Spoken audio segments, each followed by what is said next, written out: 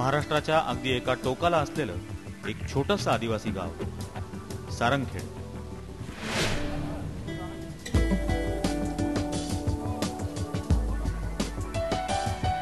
ही यात्रा साधारण नाही आणि हा बाजारही सामान्य नाही। महाराष्ट्राच्या एका टोकाला असलेल्या या आदिवासी गावात दरवर्षी होत असलेल्या बाजारात फक्त 15 दिवसात तब्बल 50 कोटी रुपयांपेक्षा जास्त उलाढाल होते।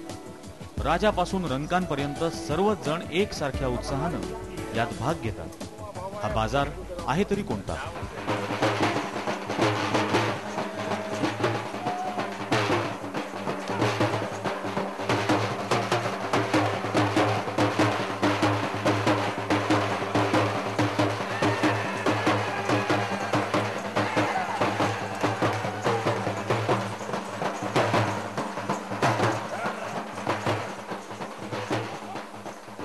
विस्तीर्ण असं पात्र असलेल्या या तापी नदीच्या काठावर सारंगखेड हे गाव वसलेलं आहे।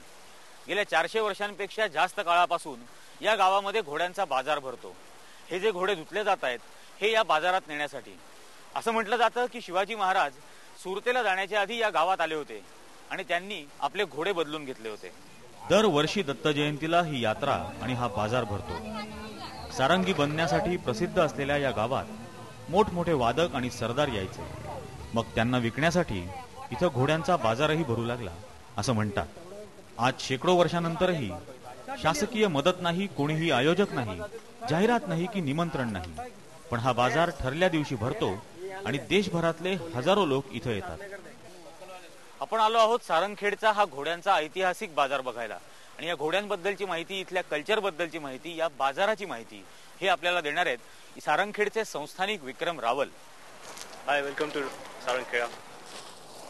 तापी नदीच्या काठावरच हा बाजार भरलाय।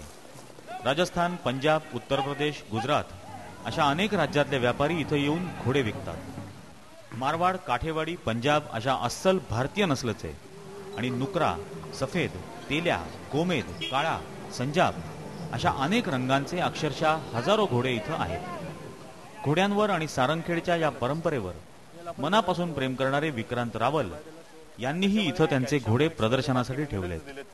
हा घोडा पंजाबचा आहे, ही पंजाब ब्रीड आहे। गुलाबी चामडी पंजाबची स्पेशलिटी आहे। जो पण घोडा तुम्हाला नुकरा दिसला हा पंजाबचा घोडा असतो। ही घोडीची स्पेशलिटी आहे की ही घोडी 4 वर्षाची, फक्त 4 दात घोडी आहे आणि हिची हाईट जी आहे 64 इंचेस हाईट आहे। आणि हिचे ब्रीडिंग कॅरेक्टरिस्टिक्स पाहिले तर लेंथ पहा तुम्ही, चांगली लेंथ आहे। तिचं टेम्परामेंट पण चांगलं आहे घोडीचं। आणि हिचं नाव मी काजळ ठेवलंय कारण की तिच्या एका डोळ्यामध्ये काजळ आहे। आणि ही पाकच्या पायामध्ये पण जाणार, समजा इथून पण गेलो तरी काय बोलत नाही घोडी, काहीच नाही, म्हणजे एवढी चांगली आहे। पुढच्या पायामधनं पण असं गेलो आपण तरी काय बोलत नाही घोडी। हे वैशिष्ट्य आहे या घोडीचं।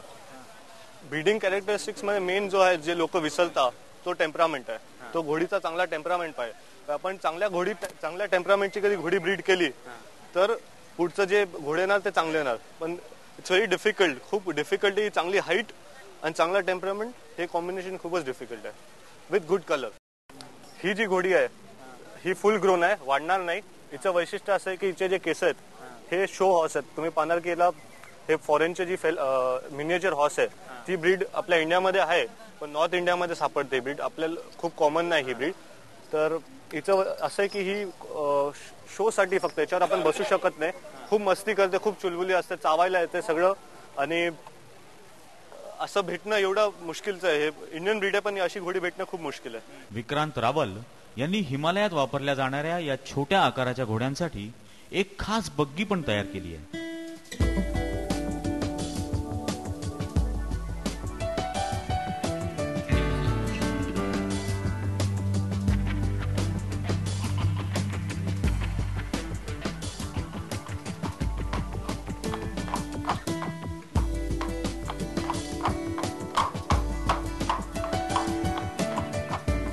खूपच ताकद असते याचं। काय की तुम्ही पाना स्टंट ग्रोथ आहे याची, small long broad chest, good body आणि गुड चांगली चेस्ट आणण्यामुळे हा खूप वजन खेचू शकतो। 4 लोकांना बसून हा घेऊन जाऊ शकतो। पहाडी भागामध्ये हा घोडा त्यांचं राशन पाणी घेऊन जायला वापरतात ते। हिमालय साईडला तुम्ही पाहणार तर लहानच घोडे असणार, तिकडे मोठे घोडे सापडत नाही कारण की यांच्यामध्ये ताकद खूप असते। विक्रांत रावल घोड्यांचा व्यापार करत नसून फक्त घोडे बाळगतात, एक वारसा आणि आवड म्हणून. त्यांच्या शेतातल्या स्टड फार्मवरचा हा स्टॅलियन घोडा तर फारच देखणा आहे.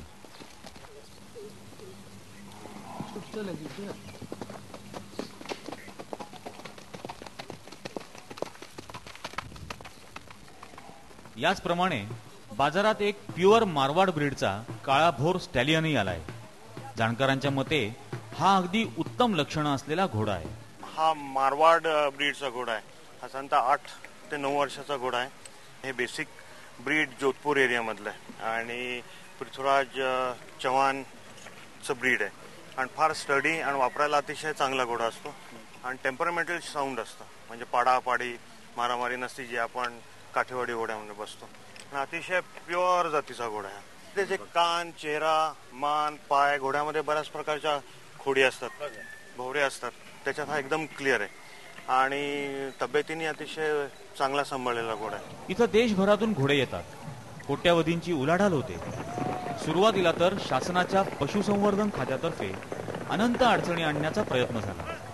कुणीतरी परदेशातून आयात केलेल्या घोड्याला पुण्यामध्ये इन्फ्लुएन्झा हा ताप आल्यानं या घोड्यांचा बाजारच भरवायचा नाही असा फतवा काढला होता. पण स्थानिकांनी या शासकीय उपद्रवाला कडाडून विरोध केला. सारंगखेड्याच्या 200 वर्षाच्या परंपराचा विचार केला पाहिजे. सारंगखेड्याच्या आम नागरिकाच्या धार्मिक भावनांचा विचार केला पाहिजे. एक प्रशासन म्हणून कुठल्या तरी कायद्याने तुम्ही आमच्यावर कायदा लादू शकत नाही. वेळ प्रसंगी आम्ही रस्त्यावर उतरून याला विरोध करण्याचा प्रयत्न करू. अखेर ग्रामपंचायतीचा ठराव, नागरिकांचा विरोध, यापुढे शासनाच्या कागदी घोड्यांना मान तुकवावीच लागली. सारंगखेड ग्रामपंचायतीला निव्वळ करापोटी लक्षावधी रुपये मिळतात, पण फक्त व्यक्तिगत पातळीवरचे होणारे हे प्रयत्न सोडले तर शासनाकडून याला प्रोत्साहन असं काहीच मिळत नाहीये. शासनाने कॉपरेट करायला पाहिजे. जे आता घोडेवाले येतात त्यांना थोडा त्रास आहे, ज्या अडचणी आहेत त्यांनी मोकळ्या करायला पाहिजे. पुलिस ने इस मेले में इस साल डकैती डाली, तकलीफ नहीं दी, डकैती डाली. यावेळी सर्वसामान्यांना असलेला सर्वात मोठा गैरसमज दूर झाला. तो म्हणजे